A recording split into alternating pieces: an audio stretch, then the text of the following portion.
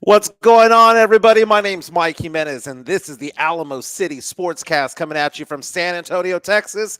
It is Monday morning, going into Monday afternoon right now. Hope everyone had a fantastic Thanksgiving holiday, spending time with the family and all that stuff. And it's now Monday, and it's one of those things where we're trying to get back into the work week, get back into the grind.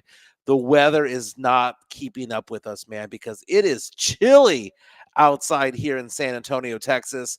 Fact of the matter is that I'm looking around I'm wearing a sweater right now. As you can tell, we're doing the show from my home today because Joe Garcia, normally producing the show, has some work obligations. He's in training right now, so we're doing the show from my house as opposed to his studio.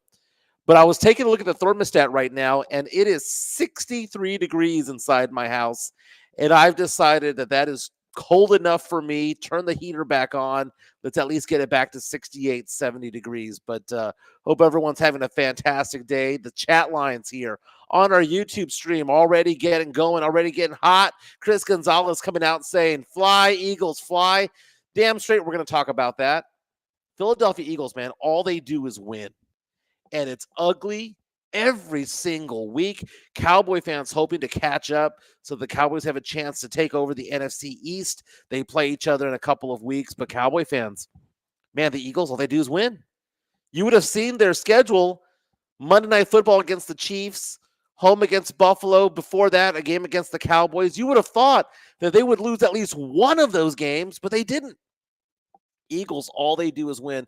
We'll get into the NFC East and the Dallas Cowboys, who are coming off a butt kicking of the Washington Commanders on Thanksgiving Day. Who really gives a crap? I mean, it's the Commanders. That's what the Cowboys do, right? The Cowboys beat crappy teams over and over and over again. But what have you done for me lately? Show me that you can beat a good team. And the schedule's getting tougher for the Cowboys. We'll get into that as well. San Antonio Spurs have lost 12 in a row. And the tide is turning a little bit when it comes to the Spurs fans' perceptions of Gregg Popovich and the direction of this team, led by General Manager Brian Wright, by Gregg Popovich, by Buford, and all of that. And it's very, very, very concerning as a Spurs fan as to what's going on right now, because I look at that schedule and I think to myself, 12 in a row, we might be looking at 15 to 18 in a row. When it's all said and done, the Spurs might actually go a whole calendar month without winning one single game. Absolutely ridiculous and insane. We'll get into that as well. Josh Giddey, Oklahoma City Thunder star, getting into the news over the weekend. I'm seeing the memes going around, people saying that he's the new Karl Malone because he's accused of having sexual relations with a minor, that minor being potentially 15, 16 years old. Again, none of that has been proven. He is innocent until proven guilty, but there's a lot of innuendo, a lot of social media posts showing that Giddey might have been with this girl, but did he know how old she was? How old was she exactly? And why are the laws in Oklahoma different than, say, Texas, for example? UT Longhorn fans, again, Longhorn fans are excited, right? Making their way to the Big 12 championship. And everyone keeps telling me, if they just win out, they're going to be in the playoff. And that is not the case, man. I'm not saying that Texas is not a top 4 team in college football, because if you were to ask me, Michael, pick the top 4 teams in college football, I would say the Texas Longhorns are in the top 4. But the way that it stacks up now, are they really going to make the playoff? Because right now I'm looking at it, I'm thinking to myself, they need help. And it doesn't help at all that Oklahoma is not in the Big 12 championship, so they can avenge the only defeat they had over there at the Red River rivalry. Instead, they have to take on Oklahoma State, which is not as exciting. It isn't. But Texas Longhorn fans have lots to be excited about, but making the playoff, it is not a given. Just because you win the Big 12 does not mean that you make it into the playoff. Again, lots of comments. We are live right now on YouTube, Facebook, and Twitter.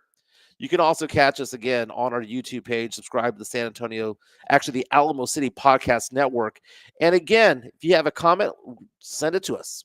We're on YouTube. In fact, right now, what I'm going to do what I'm going to do. Oh my God, dude. I don't know if you've noticed this, but people keep telling me that whenever I post something on Twitter, that people cannot reply.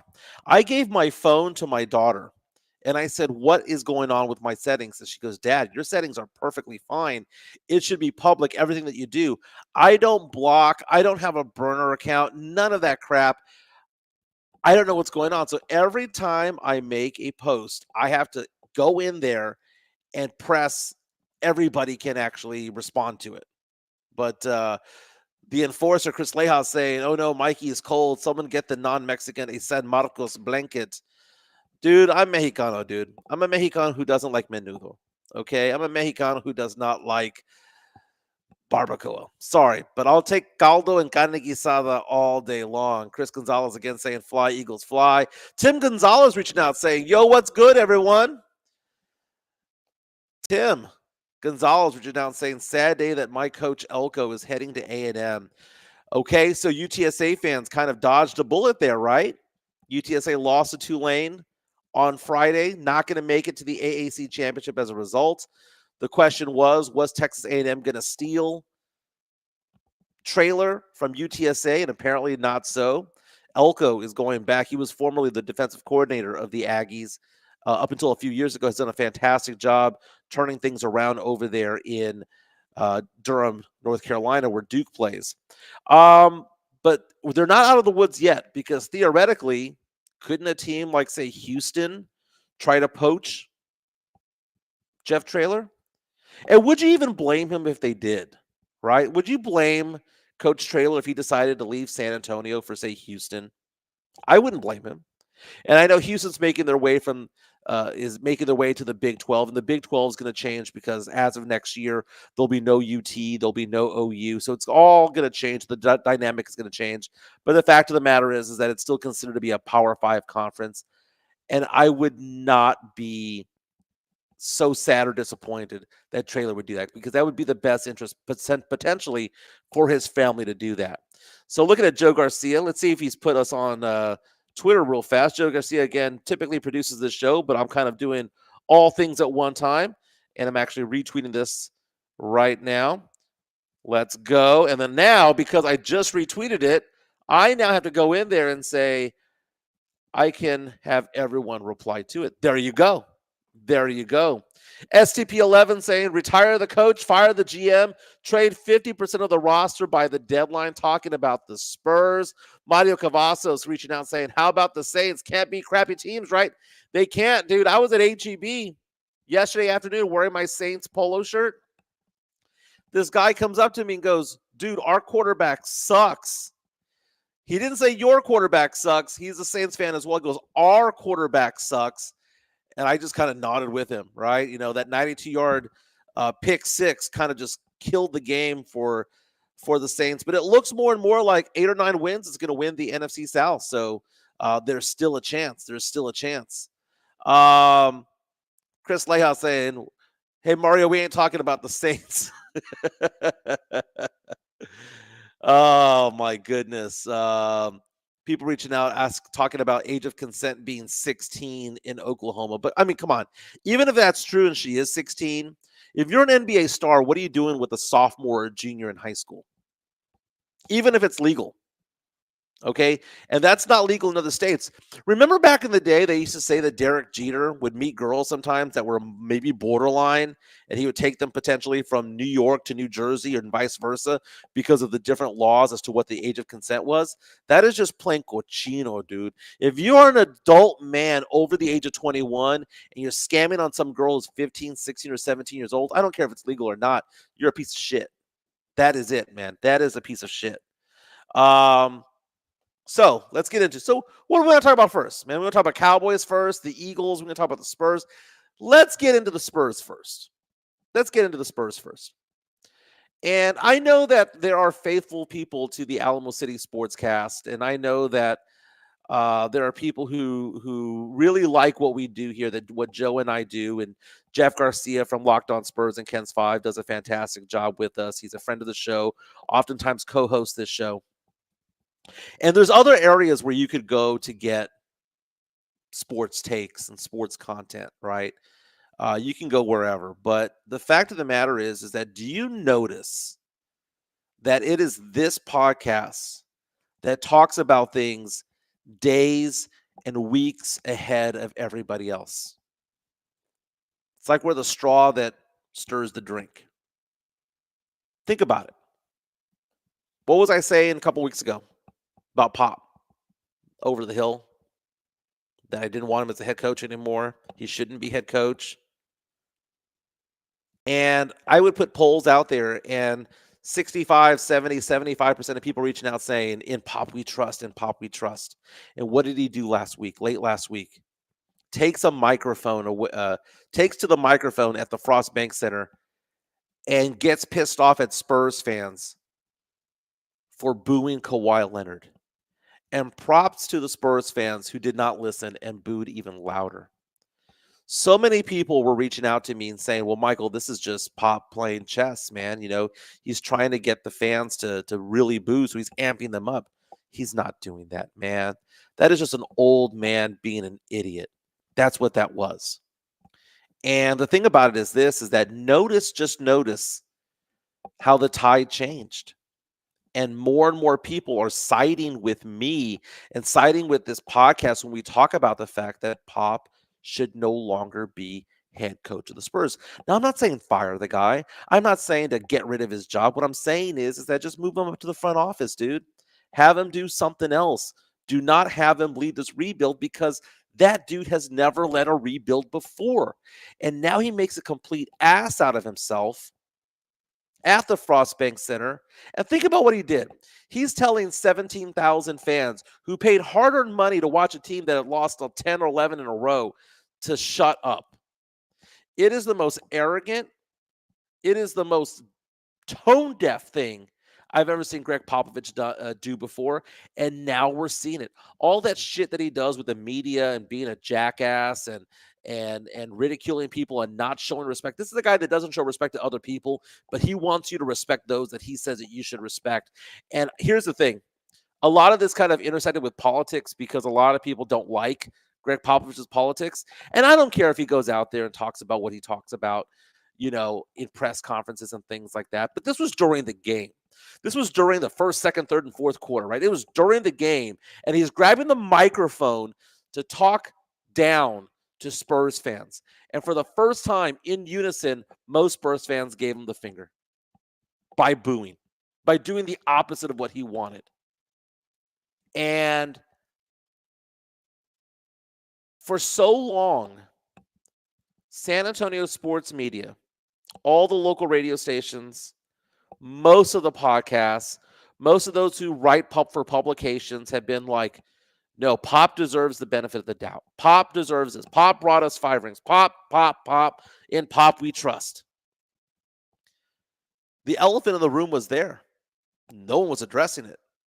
The elephant in the room is he's not the guy for the rebuild. The elephant in the room is he's kind of a jackass. And we let him go. We gave him a pass for so long because he kept winning. 50-win season, ring in 99, 03, 05, 07, and 14. We gave Gregg Popovich a pass because he was winning. But we're now going to have 5 years in a row of a losing record. And if you go back 8 years, collectively, the Spurs have lost more games than they've won over the last 8 years. It's nearly a decade. The Spurs have lost 75 of the last 100 games. Name another head coach in the NBA right now who would still have their job if they lost 75 of the last 100 games, or if they were 100 games under 500 the last 2 years or 3 years. Name another head coach that could survive that.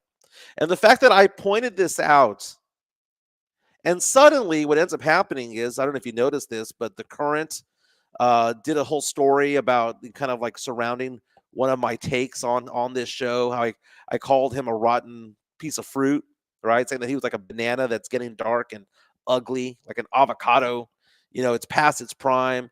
And then all of a sudden AM Hoops, which has 500,000 subscribers, focused on one of my tweets as well today in one of their videos earlier this weekend.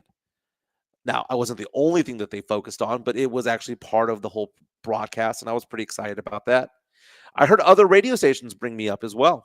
And I found that to be funny because they're looking at me as though Michael Jimenez is an idiot, fake Spurs fan, and all of that.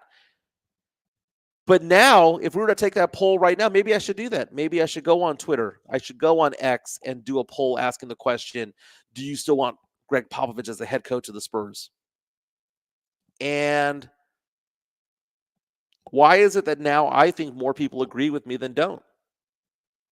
Where are all the apologies coming from? Because they're none.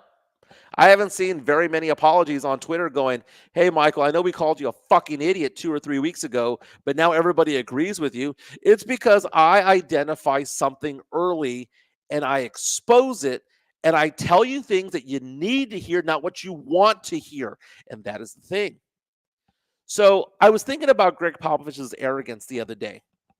Actually, it was last night as the Spurs lost their 12th in a row, lost to the Denver Nuggets. And that's to be expected. The Nuggets are a much better team, right? I wasn't expecting the Spurs to go in there and beat the Warriors the other night or to beat the Spurs. I mean, beat the Nuggets on the road. Wasn't expecting that. But the fact of the matter is that I was thinking about Popovich's arrogance and think about the excitement that Spurs fans had when we won the draft lottery back in May. Think about how excited we were, how amped up we were. I mean, the city was just walking on air, just in love with the idea of bringing Victor Wembanyama to this team and how the Spurs' fortunes can change, going from a 22-win team to maybe a 30, 35, maybe compete for a play-in tournament spot. And Gregg Popovich did not read the room. Brian Wright did not read the room. The room was, a lot of us didn't like the fact that the Spurs tanked last year, but because we won the lottery, we're like, okay, in unison, we're all going to get together and say, now it's time for us to try to win games, right? We're not in it for the tank anymore. Let's do something. We got the franchise piece. Maybe let's spend a little bit of money on free agency. Let's do something. And think about the arrogance that Gregg Popovich and Brian Wright had there. The arrogance of, we ain't going to do shit. The arrogance of, we're going to have Jeremy Sohan, who has never played point guard in his life, play point. And the fact that he is ranked as the worst point guard in the entire NBA. That's not me saying it. That is stats and analytics from ESPN. Think about all that. And they start shoveling that shit down our throats right now saying, no, he's getting better. I mean, by the day, he's getting better. And even the Sohan fans out there, there's a lot of you out there who've come around to my side saying, yeah, we're done with this experiment. We're done with this experiment. We want Sohan back at power forward so that he can excel. We're afraid that he's going to lose his confidence. We're afraid that he's going to be harmed by this. And we're taking a look around at Lonnie Walker doing well with another team. We're going, well, wait a minute. Maybe the Spurs don't develop talent like they used to. And do you think Wemby's happy with a team that has lost 12 in a row? Do you think that Wemby is happy that maybe that the Spurs don't have any veteran leadership out there? Do you think Wemby's happy by the fact that they didn't do anything to improve the team in the offseason? We wasted the guy's rookie season. And the arrogance of Gregg Popovich when the city was on fire after winning the lottery to say, screw all of you guys. I'm going to run this experiment that's bound to fail of Sohan at point guard. The arrogance of Gregg Popovich to go out there and say, you know what, we're just going to see what we got. We're going to see what we got. Either they're tanking right now or Gregg Popovich doesn't know what the fuck he's doing in a rebuild. And are you going to be happy with either one of those answers? Because it's one or the other. Either they're outwardly tanking again or Pop doesn't know how to do this rebuild. And am I the dick for saying this? I was the dick for saying it first, right? People were like, Michael, dude, calm the F down. Calm down. Give him the benefit of the doubt. This is Pop, and Pop we trust. No, you come and listen to this podcast because I will say things that you need to hear. And I'll say it before everybody else. And I don't know why other radio stations, columnists don't say anything. I think they think it, but they don't want to go on the limb to actually make a point and stand their ground on something. I was the first to come out and say that Sohan should never have been point guard. And the stats and analysis of that are not there. And everyone's like, dude, did you see that one pass he did? Yeah, I saw that one pass. I saw the 3 turnovers, right? Now, he has gotten better at three-point shooting. He's at 37% right now. A lot better than before. Early into the season, I think he'll probably go around 32, 33% when it's all said and done. But I'm worried about his confidence. Not only did we waste Wemby's freshman year, his rookie year, we're wasting Sohan's sophomore year, his second year with this team. Pop either doesn't know what he's doing, or they're just outright tanking and not really saying it. Spurs right now, half a game out from having the worst record in the NBA. You okay with that, Spurs fans? Because I remember in May when the Spurs won the draft lottery, and then in June when they actually made the selection of Victor Wembanyama, I was like, man, we're going to turn things around. I was optimistic of them being 500. And the Spurs did nothing with their cap space. Did nothing. How does Pop still have his job after losing 75 of the last 100 games? How does Pop still have his job after being, I don't know, what's the math saying, 100 games under 500 the last 4 years? Name another coach that is able to keep their job that way. Haiti B says, I think Pop is tanking. I would hope so. Because, again, Haiti, the other option is what? He doesn't know what he's doing. Doesn't know what he's doing. Look at Bill Belichick right now with the New England Patriots, right? Because during the same years that Tim Duncan was, in his reign and winning 5 rings, that's the same time that Tom Brady was going over and winning ring after ring after ring over there in New England. And I'm going to look up the New England Patriots record right now.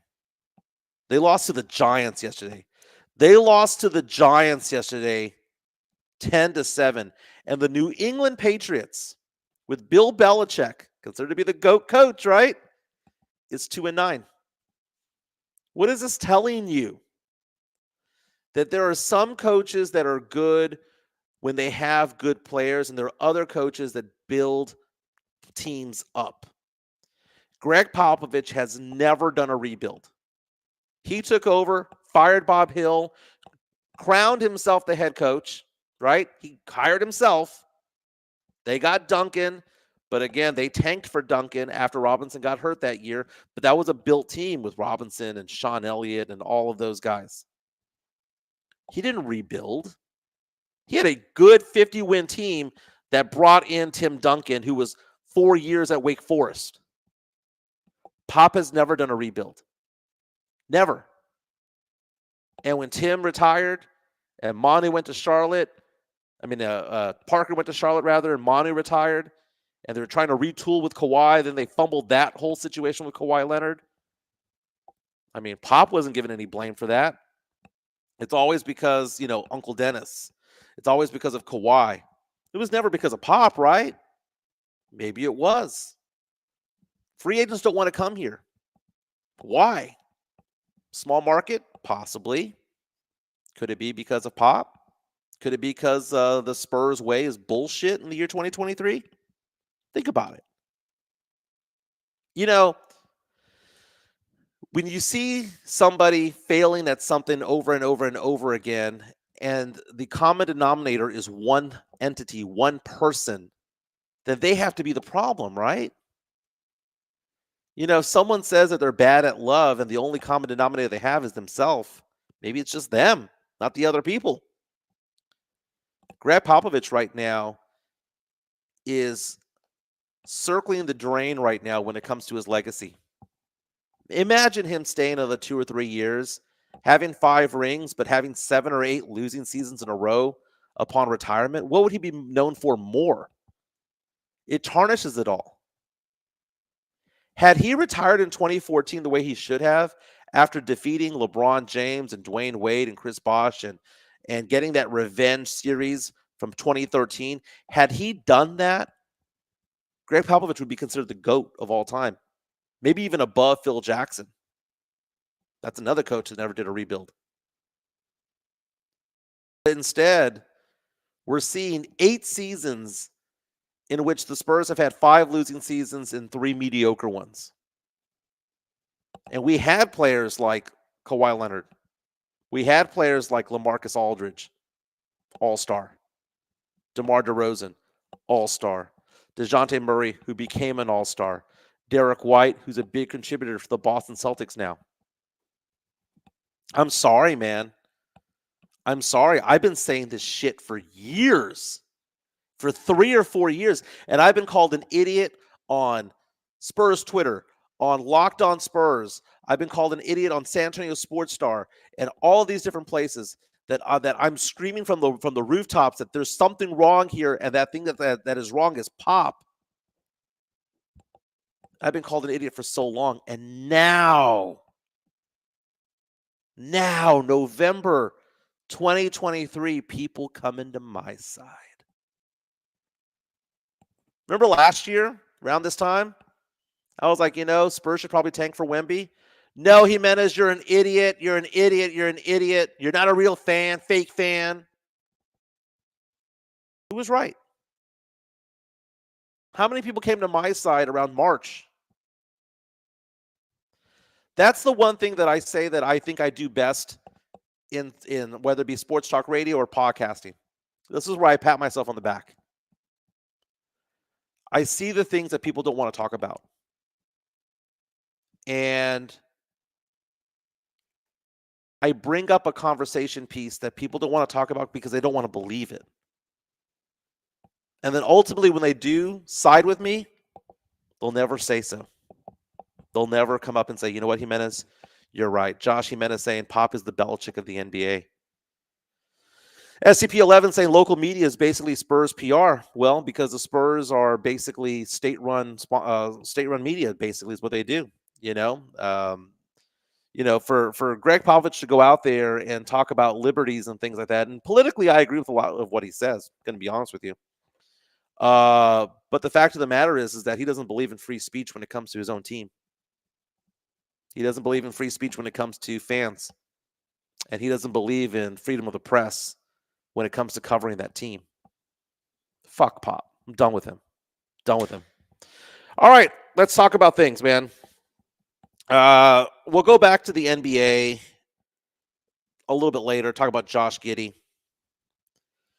But I want to address something else, that elephant in the room.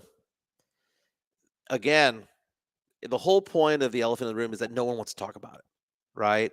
People might see it, but they want to ignore certain things because they don't want to believe that something's possible. One of those things I want to get into right now is something that I brought up on Twitter over the weekend, which is the Texas Longhorns are not a lock to make the playoff.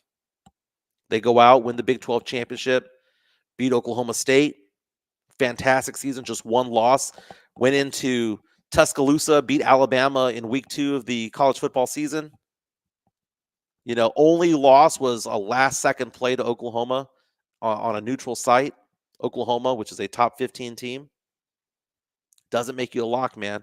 And I'm not saying that UT deserves or doesn't deserve to be in the playoff. In fact, I do believe that the Longhorns are a top 4 team in the college football this year. I believe that. But it's not a lock.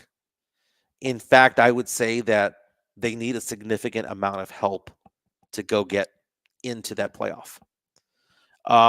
First things first, Michigan beat Ohio State over the weekend. It was a very dramatic game. But Texas needed Michigan to lose in order to get a little bit of a bump up a little bit. But Ohio State playing them really close and almost winning in Ann Arbor makes it difficult. Because you got to give some props to Ohio State for that. Ohio State will not be in the Big 12 championship because I believe Michigan's playing Iowa. Michigan should win that pretty easily. So Michigan will be undefeated and therefore will make the playoff. You have other teams out there like in the Pac-12. Oregon, Washington. Washington undefeated right now. Oregon right now. Winner of that game is going to make the playoff, right? Because if Oregon wins, they're a one-loss team. They're a conference championship, and they would have taken out an undefeated team in December. So winner of that game gets in. Florida State is undefeated right now. And Florida State is playing with a backup quarterback, and they are not one of the four best teams in college football. But how do you exclude them from the playoff if they're undefeated and they're in a Power 5 conference? I mean, I know it's not as strong of a conference as the Big Ten or the Pac or maybe even the Big 12, but they're undefeated. They get in. Where it gets sticky right now involves the SEC. And this is where UT fans get pissed. Georgia wins, they're in because they're undefeated. And at that point, Texas is not in, right? Because Georgia wins, Michigan wins, Pac-12 champion is in. No more spots. There's no more spots because, Georgia's in, Michigan, Florida State wins. There's no more spots. There's only 4 spots in the playoff this year. But what happens if Alabama beats Georgia? Are you telling me that Texas is going to leapfrog over Georgia to be in the playoff? Why? Georgia has been the number 1 team in the entire country all year long. They're making it into the conference championship of the strongest conference in all of college football. And if they lose to a decent Bama team, who, by the way, barely won against Auburn, it was a very dramatic game they had there in the Iron Bowl, I believe that Georgia would still be a top 4 team. And Bama would get into the playoffs simply because they're the SEC champion. And a lot of Longhorn fans are like, but we beat them early on. We beat them in Tuscaloosa. The number 1 team, the conference championship, the conference winner of the strongest conference is going to make it. And that's Bama. If Bama beats Georgia. So again, let's rewind this a little bit. Georgia wins, they're in because they're undefeated. Florida State wins, they're in because they're undefeated. Washington wins, they're in because they're undefeated. Oregon wins, they're in because they're a one-loss team who was ahead of Texas and beat an undefeated team in the conference championship game. Florida State wins, and they're undefeated, they're in. The rub is Bama beats Georgia, all hell's going to break loose. Because Bama gets in. It's not an argument of Bama versus Texas. That's the problem. And people are reaching out right now saying, well, but we beat Bama. We beat them on the field. That's not the debate. Bama gets in because they're the conference champion of the strongest conference in all of college football. So that is no longer an argument. The debate is not Texas versus Bama. It is Texas versus Georgia. And then, Longhorn fans are going to be like, well, we beat the team that beat them. And Georgia's argument could be, dude, we were the number 1 team all year long, and we're in the strongest conference. And oh, by the way, our loss was to Alabama. Your loss was to Oklahoma, and Oklahoma didn't even make the Big 12 championship. Who had the better loss? And it's not like Texas can do style points by beating Oklahoma State, because who gives a shit about Oklahoma State? Who cares? Now, is Ohio State going to be in the mix? There's a possibility of that. There would have to be a respect factor. Now, do I believe Texas is a top 4 team in college football? Yes, they are a top 4 team in college football. They are. Like, if you were to say rack and stack them, who I think is actually better than the others, the eye test and all that shit, I would say Texas is a top 14, probably number 4, to be honest with you. Maybe 3. I don't think 1 or 2. As high as 3, more than likely 4. But that doesn't mean that they're going to get in. Again, Georgia wins, they're in. Washington wins, they're in. Florida State wins, they're in. And all 3 of those teams are favored to win. Oregon State wins, they're in. I'm sorry, man. There's something amiss here. There's something amiss. I hope Texas gets in because I'm from Texas and I'll cheer for them. But Bama wins that? Dude, if Bama wins, both SEC schools will go in, and it's happened before. It has happened before. Jonathan C. asking the question, is Jeff Traylor going to Houston? Again, Jeff Traylor got passed over for the Texas A&M gig. They're going out with Elko from Duke, formerly defensive coordinator of Texas A&M. Is Traylor going to Houston? I think that's more likely than him going to A&M ever was. Understand that Traylor is known for his experience in high school football and knowing all the high school football coaches in Texas, the recruiting that he does in that triangle that is between Dallas, Houston, and San Antonio, which also includes Austin. Jeff Traylor is somebody that is a big-time candidate because his status was elevated the minute that he got interviewed by A&M. And that interview that was supposed to be 30 minutes but lasted 90. Obviously, they were looking really, really strongly at him. So Houston can take a look at Traylor and go, we're going to the Big 12. We're going from the AAC to the Big 12. Do you want to go on a ride to the Power 5 conference? A lot of people tell me there's no such thing as a Power 5 anymore, but I'm sorry, the Big 12 is more distinguished compared to the AAC. Chris Gonzalez, will Texas leapfrog over Ohio State?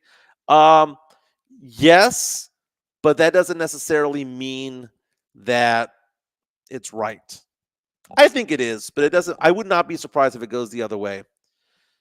Chris Gonzalez reaches out and says, if Bama wins the second, Georgia is still in. We got Bama, Georgia, Michigan, the Pac-12, and Texas is 6. That's what I'm saying. That's exactly what I'm saying. Let's go talk more football. Let's go back to the NFL. The Eagles yesterday. What the hell happened there, man? Cowboy fans were pissed off yesterday. And I make fun of Cowboy fans all the time because I'm not a Cowboy fan. But more often than not, 99% of the time, when Cowboy fans bitch, they're just being stupid. They're just being stupid. 99% of the time, Cowboy fans bitch. It's for the sake of bitching, not because they have a legitimate argument. Yesterday, the Buffalo Bills went into Lincoln Financial Field and dominated that game for most of the game and up 2 scores in the second half. And somehow Philadelphia just hung around. Dude, Jake Elliott kicking a 59-yard field goal to send the game into overtime. Dude, that was in driving rain with a lot of wind going left to right. And he hit a 59-yard field goal. That is more impressive than kicking it 65, 66, 67 yards in a dome. 59 yards. That thing was never more than 4 or 5 feet above the crossbar. He fucking nailed it. And it was so freaking impressive. Then they go into overtime. Josh Allen leads Buffalo to a field goal.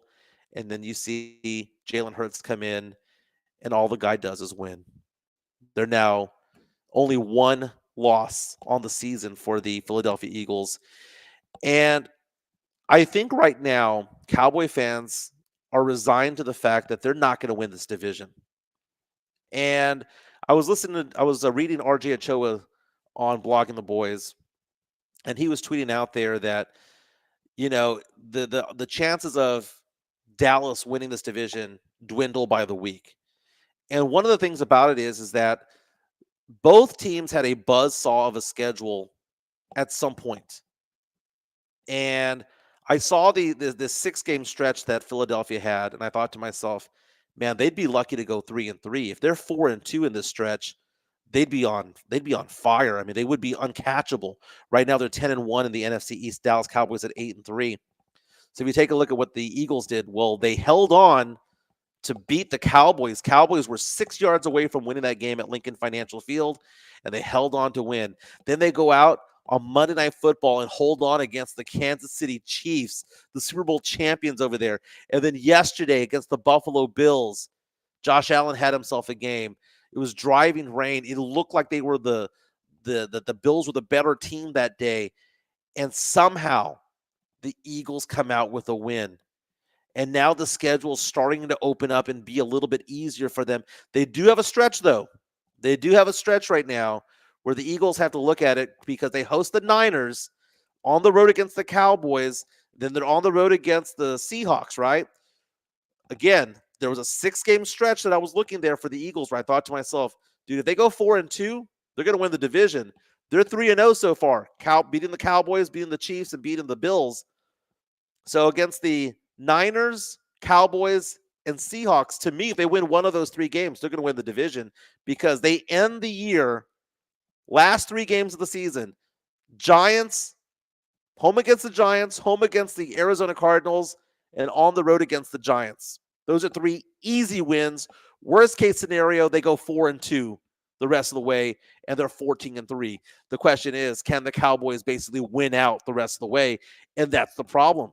Because if you look at the Cowboys schedule right now, it's been relatively easy, dude. I mean, I know Cowboy fans are excited because, they rolled over the Washington Commanders 45-10, now 8-3. But come on, man. While the Eagles were out there beating the Chiefs and beating the Bills, and I know it's all about who's on your schedule. I get that. But the Cowboys play the Washington Commanders, who suck ass. The Carolina Panthers, who only have 1 win. The Giants were on a 3rd-string quarterback. They've beaten, the Patriots. They've beaten the Giants earlier in the season. They beat the Jets without Aaron Rodgers. The Cowboys haven't played anybody, dude. They haven't played anybody. They lost to the Cardinals, for crying out loud. The teams that they played that are good, they lost 42-10 to the Niners. They lost 28-23 to the Eagles. And now look at the Cowboys' schedule. What do they have next? Sunday night. Actually, Thursday night. They have the Seahawks, right? On the home against the Seahawks. Again, the Cowboys have won, 12 in a row at home? Against the Seahawks. Then they've got a home game against the Eagles, and then they go on the road to take on the Buffalo Bills and the Miami Dolphins, and then they're home against the Detroit Lions. That's a 5-game stretch right there for the Cowboys, that if they go 3-2, they should be happy with that.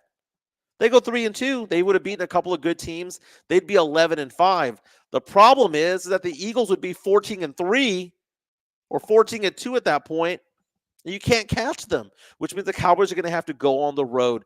And when RJ Ochoa from Blogging the Boys tweeted this, saying that the odds of them winning has severely diminished because of that last-second win last night in overtime against the Buffalo Bills, the Eagles somehow winning that game,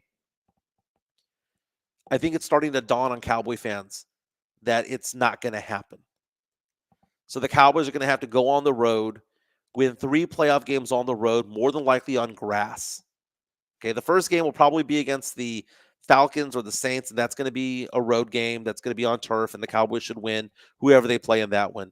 But then to go on the road to play on grass, the Niners again, the Eagles again, I don't see them running the table, man. I really don't. Cowboys have been playing really well, but again, who the fuck are they playing, man? They're playing a weak conference, man, a weak schedule. And again, they do a good job against bad teams. That is just what the Cowboys do. That is what the Cowboys do. Tony Ornelas reaches out and says, Mike, anyone can win any given Sunday. That is true. I mean, you saw that about the Buffalo Bills yesterday. Good team, decent team. They almost rolled up and took out the Eagles. Didn't happen, but it was close. Tony also says, I really think the Niners lost. They are a better team. They almost beat the Eagles and actually won statistically. It's funny that you mentioned statistically because I think I heard that yesterday that said that the Eagles have had fewer yards than like the last four opponents, but have won those games. And people were asking the question, can you actually win that way whenever you're being outrushed and outpassed by the opposing team? It's all about turnovers, man. It's all about turnovers. And it's all about bending but not breaking. And it's about holding people to field goals. It's supposed to give it up touchdowns. And that was that. Jason Kelsey yesterday with two false starts in that final drive of the fourth quarter. I mean, Jason Kelsey, future Hall of Famer, future brother-in-law of Taylor Swift one day, fingers crossed. He was wetting the bed, dude. The guy was flinching like crazy, and the Eagles were trying to get into field goal range to send the game into overtime, and twice he got called for a penalty in 4 plays. Got bailed out by Jake Elliott with that 59-yard field goal. Now, someone that did not get bailed out was the Houston Texans yesterday because that was tragic. The Houston Texans were a 58-yard field goal away from sending the game into overtime against Jacksonville and potentially taking control of that division and getting into first place against Trevor Lawrence and gang.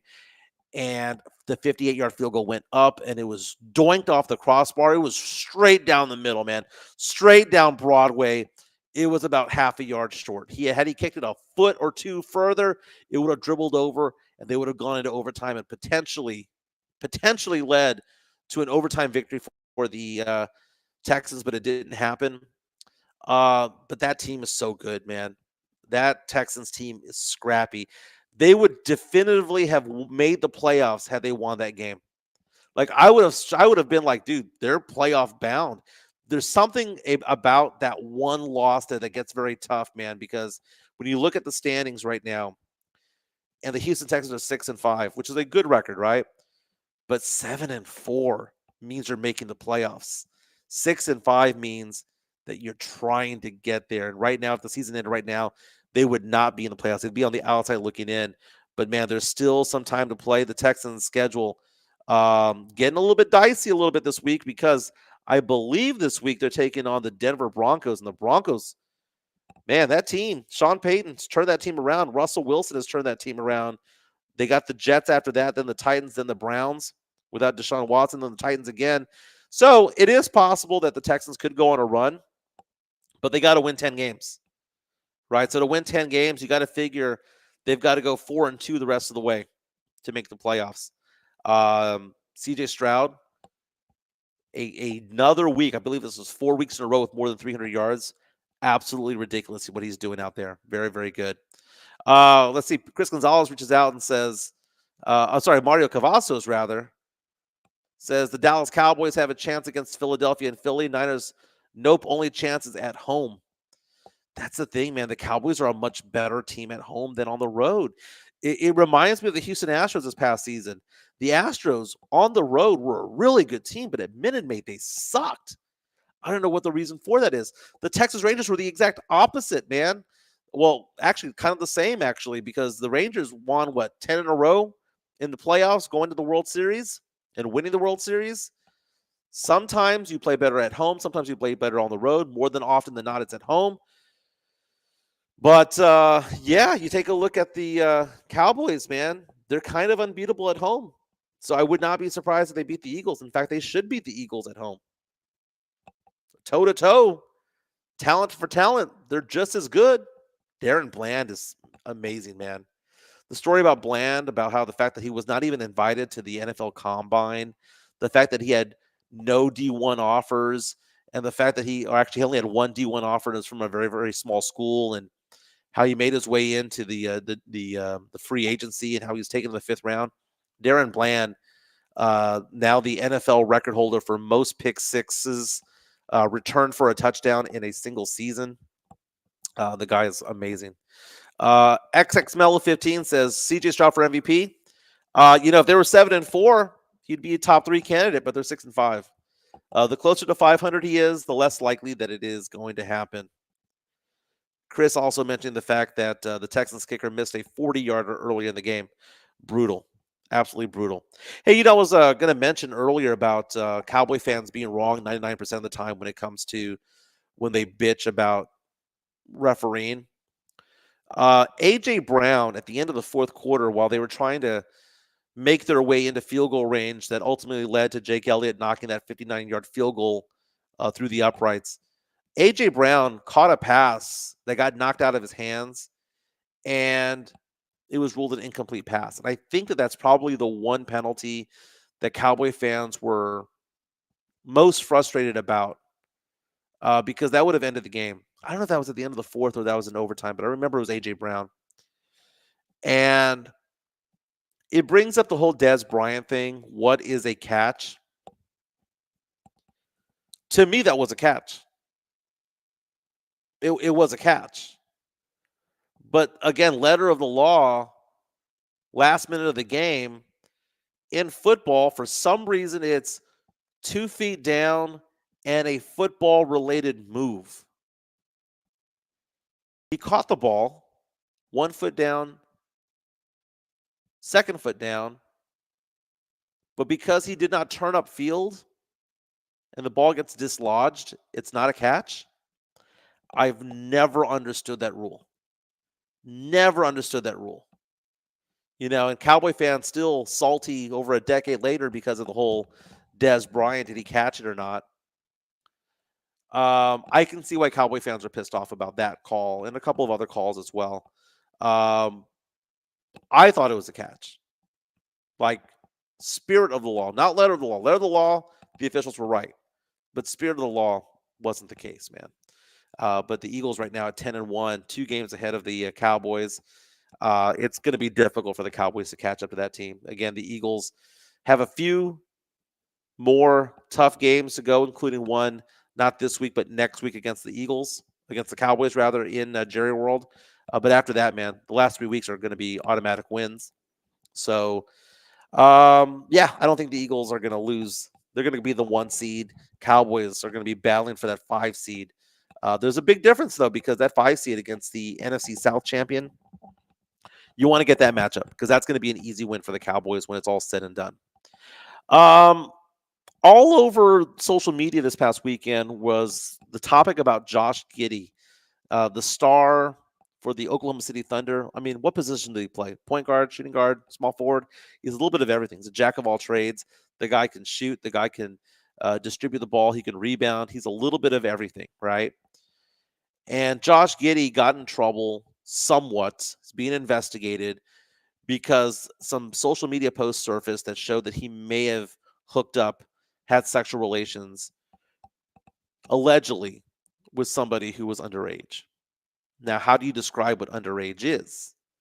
Well, underage could be under the age of 18. That's the way that I see it because I'm in Texas, and most states have the age of consent being 17 or 18 years old. But apparently in Oklahoma, where he's from, where he's playing, the age of consent is 16. And the question is the person that he was with, this girl that he was with, who posted a video along with her brother, basically bragging about the fact that she had sex with Josh Giddey. Like, I'm with an NBA superstar, right? He's 21 years old, and he's a very good player. And don't get me wrong, I remember being 21 and horny, dude. I mean, dude, I'm 46 and horny half the time. I remember those days. But never would I have gone down to the, you know what, I'm going to go hook up with a high school sophomore or a high school junior. And there are some allegations out there that this girl might have been only 15 at the time. But again, there's no proof or of that yet. That has yet to be confirmed.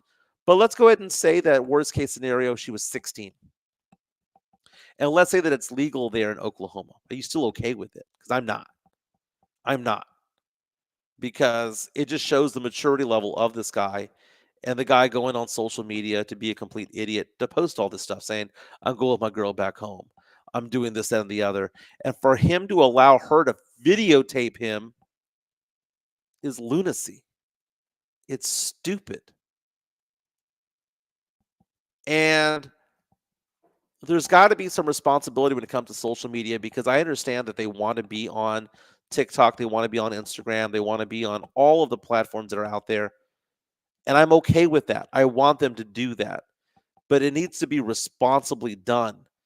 And this guy set himself up, man. Now, I do see these stories, but I don't know how substantial any of these details are coming out saying, oh, well, he met her at a bar, so he thought she was 21. I don't know. Where the hell did that come from? Where did that rumor come from? But the fact of the matter is that the NBA is investigating Josh Giddey. I don't know if authorities are investigating as well.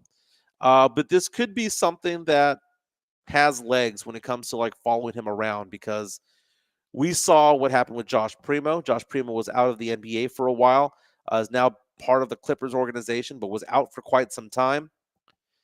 And which is worse? Which do you think is worse? If Josh Giddey is hooking up with a 16-year-old girl, or is it worse that you had Joshua Primo repeatedly exposing himself to a female doctor with the San Antonio Spurs?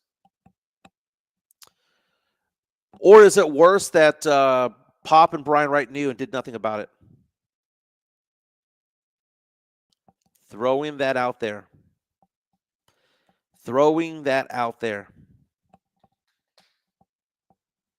It's amazing. Amazing what they got away with, man. Mellow 15, which is out, says, who's your top 4 in the college football playoffs right now? Okay. If you were to say, Jimenez, rank the teams do you think are going to that should be in the playoff, right? That should be in the playoff. I would say, well, you've got to go with the undefeated teams, right? You've got to go with the undefeated teams. So let's see. I'm going to get out the rankings right now. Which, by the way, I know the CFP rankings are different than the AP Top 25, but the AP Top 25 right now has Michigan at 1. I'm sorry, Georgia at 1, Michigan at 2. Georgia with 52 first place votes, Michigan with 10 first place votes, Washington at 3, Florida State at 4. So look at that. You've got 4 undefeated teams right now. So as of right now, wouldn't you say that it's Georgia, Michigan, Florida State, and Washington because they're undefeated, right? So if Georgia wins the SEC championship game and beats Bama, they're in. Michigan beats who they're playing? Indiana? Iowa, rather. They're playing Iowa in the Big Ten championship game. They're in. Washington beats Oregon in the Pac-12 championship. They're in. Florida State wins their ACC. They're in. And then the question becomes, well, okay, so Texas fans like, well, we just got to take care of business, right? And then one of those teams falls and we just move on in. I don't know, man.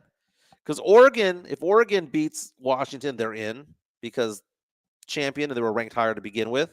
It's more impressive for Oregon to beat Washington than it is for UT to beat Oklahoma State. And then if Bama, who's ranked number 8, wins the SEC, are you telling me that Texas is going to leapfrog Georgia?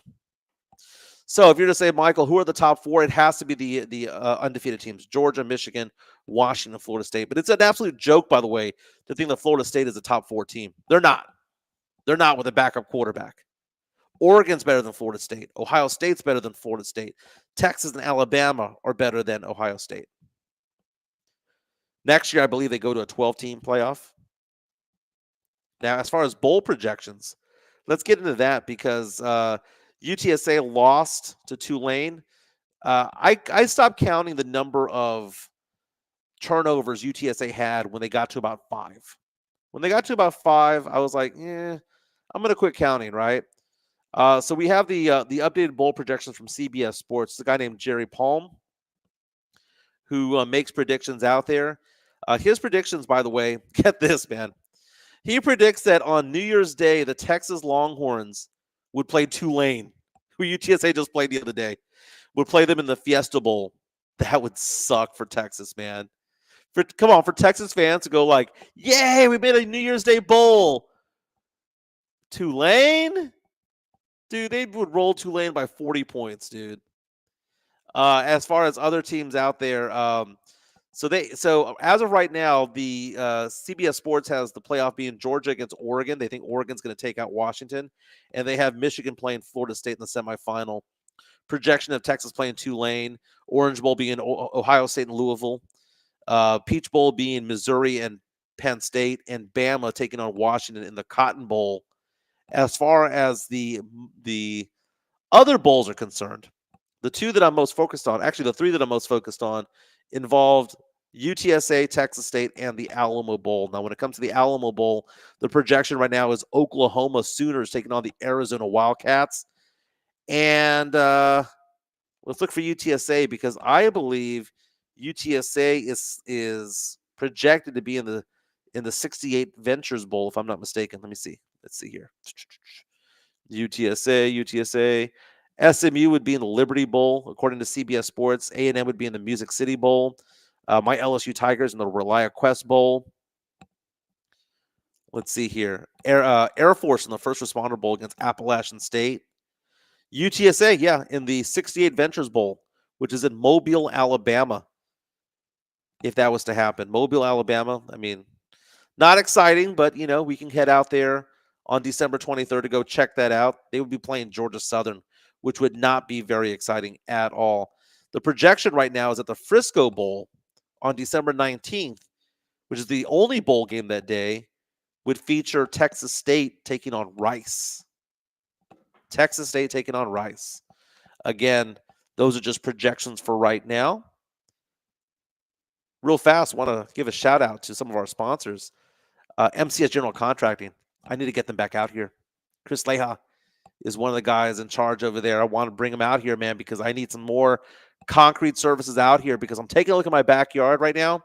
I usually do this show from Joe Garcia's home studio, but I'm looking at my yard right now thinking to myself, do I need to have an extension to my patio? Would it be better for me to have more patio space out there because I've got dogs and all that stuff, but I want to entertain more next year. I got to do more out there. So the concrete placement services that MCS does is anything from extending patios to basketball courts to swimming pools. But man, they'll do a slab for your home if you're building a home, a slab for a business, parking lots, things like that, ramps, ADA compliant type stuff. MCS General Contracting gets the job done. Reach out to us if you want to know more about MCS General Contracting, or you can reach out to Chris Leha because he's a great guy, man. Leha, the enforcer. You can reach out to him at 210-774-9155. Again, 210-774-9155. And also don't forget to follow Jeff Garcia from Locked On Spurs and Ken's 5. Jeff Garcia, one of my best friends in the entire world. He's a very, very good guy, but he's a very good read as well because Locked On Spurs is daily content when it comes to your silver and black. I know the Spurs have lost 12 in a row, but the fact of the matter is that Spurs fans are thirsty for more coverage. Jeff Garcia goes to all the home games. He does the post-game interviews. He's at a lot of the practices over at The Rock. And Jeff Garcia has several columns coming out today. One of the things he's talking about is he has Tom Petrini on today on Locked On Spurs. Again, it just dropped right now. You can watch it on YouTube. You can subscribe on Spotify or any place that you get your podcast going, Apple, Spotify, other places like that. The big question is about a lineup change. Should the Spurs just do a different type of lineup change? But again, follow Jeff Garcia from Locked On Spurs and Ken's 5.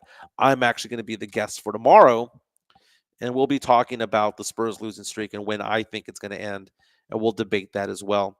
Speaking of The Rock, I was at The Rock the other day watching the Spurs take on Golden State, and they had a viewing party out there. I loved it. I know the viewing party earlier this month got rained out, but I went out there with some friends, and it was a little chilly towards the end, but I absolutely loved watching the game over there. It's a great setup. They had a couple of taco trucks. You could buy beer. You could buy margaritas and stuff like that. They had a full bar as well. And then you also had the fact that they had the Christmas lights up. They did a lighting ceremony for a Christmas tree. The Rock is located kind of near Fiesta, Texas. And people have been asking, how do you get there? Because if you try to call it up on your Apple Maps, like Safari and stuff like that, it doesn't show up, but it does show up on Google Maps. The best way to go about doing it is this. Go like you're going to the rim, right? So let's say you're going up I-10 West and you're going towards the rim. Exit like you're going to the rim. Do a UE. Instead of going to Fiesta, Texas, do the UE. And you're going to take a right on Old Fredericksburg Road. And from there, you should be able to see it. Again, the Rock is where the Spurs practice now. It's a beautiful facility, and they have a brand new country club type thing going on, and they're taking applications. And in fact, I have an application that I filled out over there because I want to be one of the 400. And it's kind of a country club type of thing where you can bring guests over there. You can watch the practices, and you can bring guests, and you can network and things like that. Have dinner there, have lunch there. It is like a country club, no different than joining Sonterra or the Dominion Country Club or whatever the case may be. I said, oh, so this is a country club, right? $3,500 application fee and $400 a month thereafter. I would do it for my own business sake so I can take my clients out there, right? But my question is that will they blackball me when it comes to this because I'm so outspoken about the Spurs?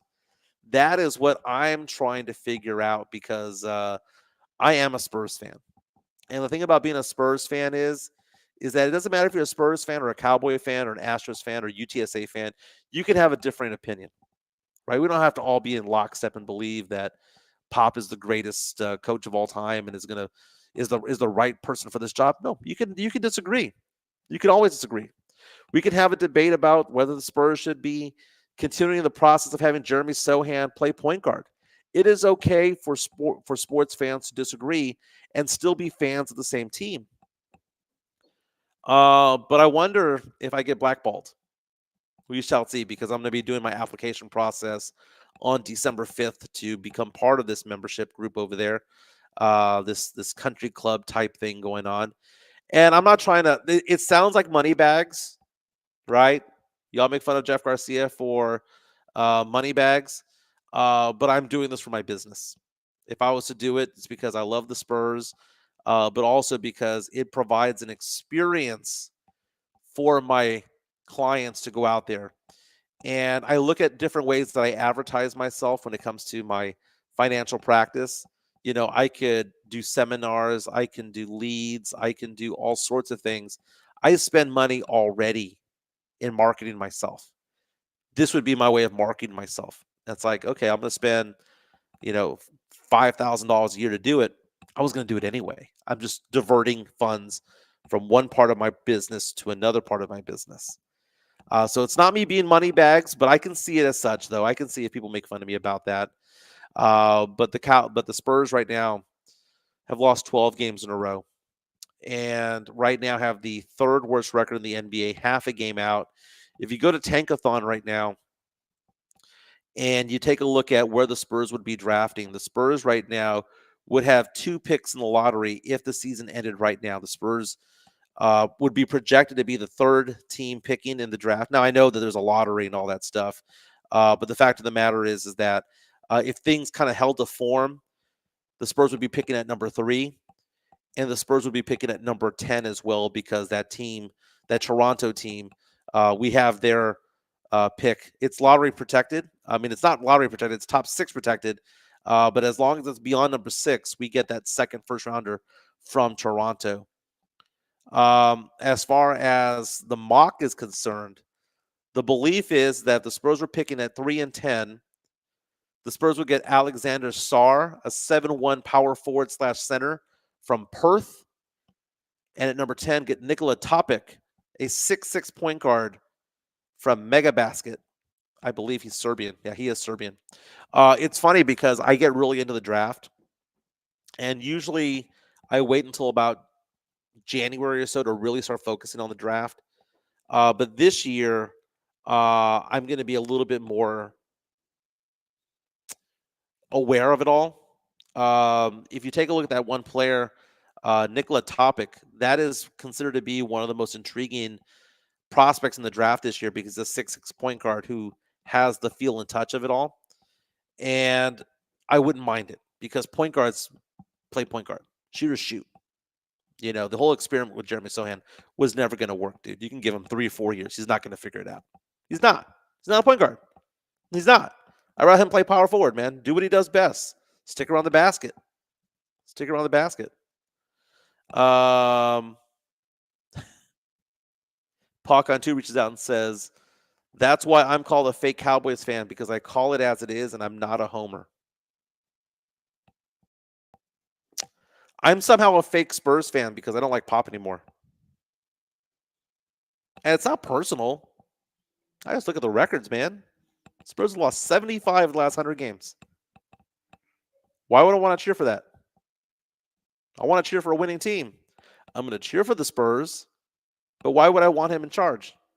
Again, let's take a look at the last records for the Spurs, right? Spurs record by year. Right now, the Spurs are 3-13?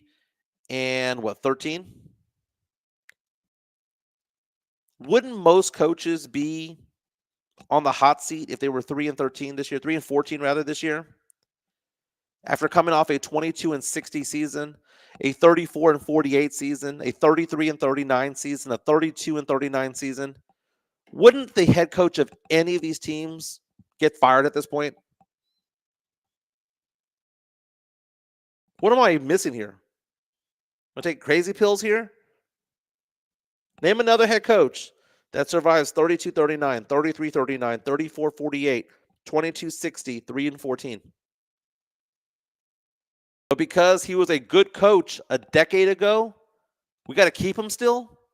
How does that make sense? How does that make sense? Rudolph Gonzalez says, you cheered for Team Tank and now you're blaming Pop for those losses. Well, they never admitted to tanking. So, so if they were saying that they were tanking, then I'd be like, okay, well, let's go ahead and exclude that. Okay, so let's go ahead and exclude that then, all right? So let's go ahead and say that they were tanking, right? So then what we're saying here is that it was okay to go 32-39, 33-39, 34-30, 34-48, and 3-14 because they weren't tanking those years. They just sucked. And you had Kawhi Leonard, you had LaMarcus Aldridge, you had DeJounte Murray, you had Derek White. You had a lot of good players there. Kawhi was probably a little bit earlier than that. But you still had talent. And what was Pop able to do with that team? Jack shit. And he has less talent now. We're expecting him to get better. Dude, Pop is going to turn 75 years old in January. He's the oldest head coach in basketball by nearly a full decade. He's the oldest head coach in basketball in NBA history, and it's not even close because Hubie Brown was 71 when he retired. Hubie Brown was the oldest head coach of all time at that point. Pop is 3.5, 4 years beyond that. He's 55 years older than half his team, and now he's grabbing microphones in the middle of fucking games and going, everyone calm down. We're not like that. This is not the Spurs way. Shut the fuck up, man. Guy's a complete jackass to most people that don't wear the silver and black, and we're gonna be like, oh, okay, that is the Spurs way. No, that is the Spurs way. That is the Spurs way. He's a dick. So we can't be dicks in the audience, in the crowd. We're the ones paying tickets, paying his fucking salary to watch a 3-14 team, and we can't boo a player that we hate. Fuck you, Pop. Fuck you. God, man. The guy is so far gone, and now he's the old man screaming at the clouds. It is pathetic. And then, for him after the game against the Nuggets to be smiling and shaking hands with other coaches and smiling. Why is he smiling? I wasn't smiling. I was like, man, this team sucks. Not one damn free agent brought in worth a damn. No one to mentor Sohan. No one to mentor Victor Wembanyama. We're just going to see what we got. Well, we see what you got. We got a shit team with a shit coach and a shit GM who just happened to back in to the lottery balls on a 14% chance to get Wemby. Dude, if we didn't win the lottery and we got the number 4, 5, or 6 pick, would Brian Wright even have a job? Again, I'm going to put a poll out on Twitter asking the question about in Pop we trust, question mark. That's all it's going to say. Let's see what the answer is going to be, because I did that 2 weeks ago. And 2 weeks ago, 65% of Spurs fans were like, yeah, we do trust. And there were hundreds of people who responded. I bet you the number is less than 50% today. he jumped the shark when he grabbed the microphone. That was the beginning of the end. The beginning of the end should have been that 33-49 season. The beginning of the end should have been that 34-48 season or whatever it was back in the day. When he grabbed that microphone and was so elitist, so arrogant, so tone deaf to tell Spurs fans to shut the hell up, and Spurs fans booed even louder, said a lot. It said a lot about Gregg Popovich and what Spurs fans are now feeling. You can still love him and respect him for the 5 rings. Hall of Famer. I get it. If there was a Mount Rushmore of coaches, he'd be on it. I get it. But he's done, man. He's done. Would we want Tim Duncan playing basketball right now at 46? No. At some point, your abilities go away. It happens to players. I was watching the movie Moneyball the other day, and there's a line in Moneyball where it says something to the effect of, this is a kid's game, and at some point you're told that you can't play anymore. For some people, they're young, and for others, they're told at 40. It's like that with coaching, man. It's like that with coaching. At some point, you become too old to be good at it. That's not ageism. I mean, for every Tony La Russa or Dusty Baker in baseball, and even that's a little bit different. Because you have a good pitcher, I mean, that's a little bit different. But for every one of those guys, there have been 70 others, hundreds of others, who have been forced into retirement. Gregg Popovich is not going to lead this team to a rebuild. And a lot of people reached out to me on Twitter saying, remember when he said that he wanted to leave the Spurs in a good position, that he felt obligated once they got Wemby? God, that was so fucking arrogant. Like he couldn't, like there was nobody else that could have done it. It was the height of arrogance. And think about all the good coaches who have left the Spurs that could have been the successor. We've had everybody from Mike Budenholzer, right? I mean, Will Hardy went out and had a good career. You've had Ime Udoka. You've had Becky Hammon. You've had so many different coaches that have gone through the system that have been part of Pop's tree. Steve Kerr was part of Pop's tree. Who's left? There's a photo on Twitter that I saw that showed all the Spurs assistant coaches or people who were wearing staff clothing yesterday, like the jackets yesterday. And it posed the question, do the Spurs have the most amount of assistant coaches? And I thought it was kind of funny. But Chip Engelland ain't one of them. You know, we're seeing right now Victor Wembanyama losing the Rookie of the Year by the day and Chet Holmgren winning. And Wemby right now struggling, being under 30% shooting from 3. He's got the form. He's got the rotation, but it's just not going in. Meantime, you have Chet Holmgren shooting 50% from 3, 90% from the free throw line. He's being coached by who? Chip Engelland. Why did Chip Engelland leave? Has that ever been like investigated? I know it has to be like an investigation, like there was like a law broken, but have we looked into that? I'm not saying it was because of Pop. It just proved to me that it wasn't. It's time to go, man. Time to go. Josh Jimenez reaches out and says, I bet it's higher than 50%. 50% of those who don't trust in Pop anymore. The Pop cult followers are drinking some strong cult Kool-Aid. Or at least, okay, so he thinks that there's enough cult members that are going to be there. Pete Aguilar reaches out and says, time for Pop's ass to go. I'm with you, Mike. John ZL says, even Tom Landry was ousted when the Cowboys way back when. It didn't happen. They wouldn't have hired Jimmy Johnson. Matt Lerma says, damn, I thought the show started at 3 now. Now, it started at 3 because of the holiday and because I couldn't do it because I was doing family things during the holiday. Someone echoed Tom Landry. Raise your hand if you were the person who came up with that. Hi, it's me. I'm the problem. It's me.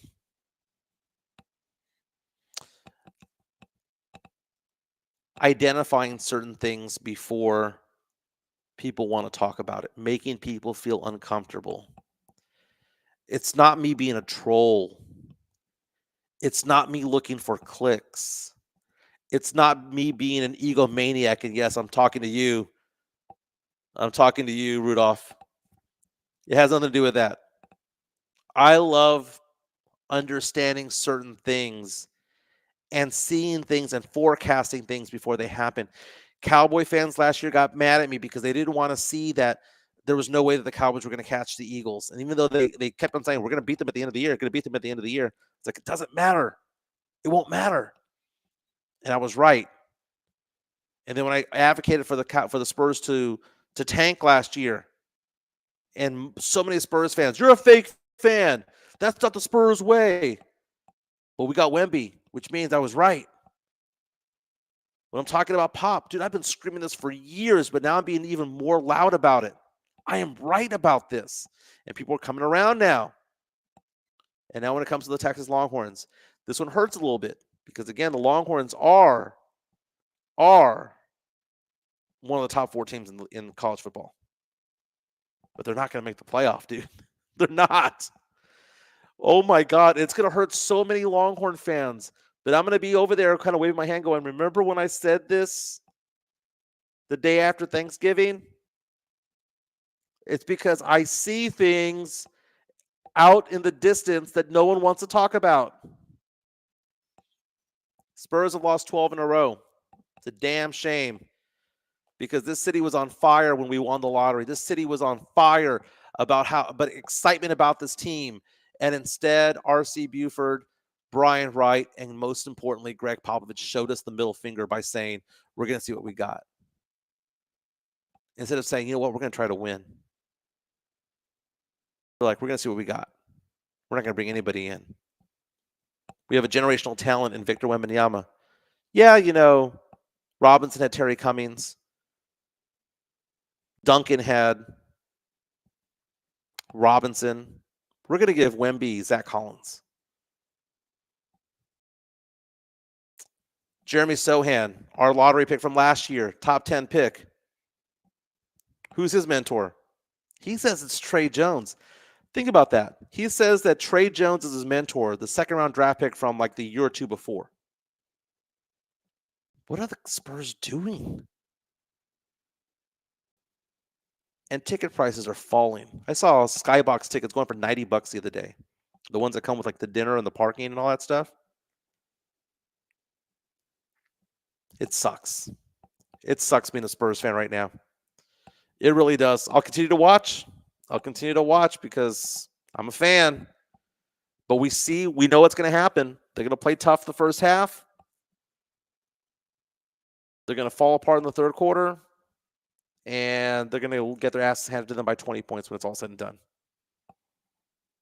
Jeff Garcia from Locked On Spurs. Don't forget to follow him. Don't forget also MCS General Contracting, again, for all your concrete placement needs. My name is Mike Jimenez. This is the Alamo City Sportscast. Hope everyone has a fantastic day. Follow me on Twitter at MJ Acquire Taste. By the way, I met the guy who gave me the nickname Acquire Taste over at the Rock at the Spurs watch party. That was pretty interesting. I remembered him. He was the guy that gave me that name. But again, this show started around 10:45 or so. We go about an hour, 15, hour and 20 or so, but we're past noon right now. Thank you to those who are listening in the future, who are on our podcasts and things like that. This has been a fun show. We're going to do more of this on Wednesday. We'll talk more. We'll preview the Cowboys on Wednesday because they're playing an early game this week against the Seahawks. Lots going on in the NBA and the NFL, and we'll see if the Spurs have snapped their losing streak. How low can it go? Because is it going to be 15 games? Is it going to be 20? Imagine that. Imagine the Spurs on a 20-game losing streak. I'm looking at the schedule. It might happen. Again, my name is Mike Jimenez at MJ Acquire Taste on Twitter /X. Also, MJIM1313 on Instagram and on Threads. You'll have a great day. Go Spurs, go. And how about them Cowboys? See you guys on Wednesday.